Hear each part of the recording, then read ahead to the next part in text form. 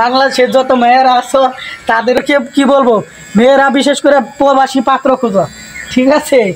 তাহলে সুখে থাকতে পারবা।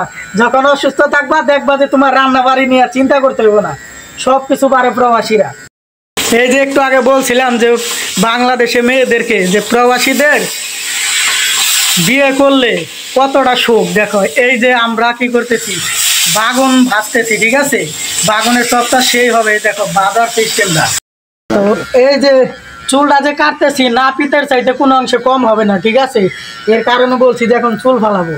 তো আমরা প্রবাসীরা সব কিছুই পারি। প্রবাসীদেরকে ওই এয়ারপোর্টে বলে স্যার বলে, এখন স্যার বলে, এটা আমরা যে স্যার বলতে হবে এটা আমরা বলি না, কিন্তু এটা কি একটা ভয়। তো আমরা সব কিছুই পারি, হীরার টুকরা প্রবাসীরা। আর ওই মেয়েদের দাদু যে চাটনি দিতেছি, ঠিক আছে, দাদি তো খুশি হয়ে যাবো গা, একদম হিরো বানাইতেছি, ঠিক আছে?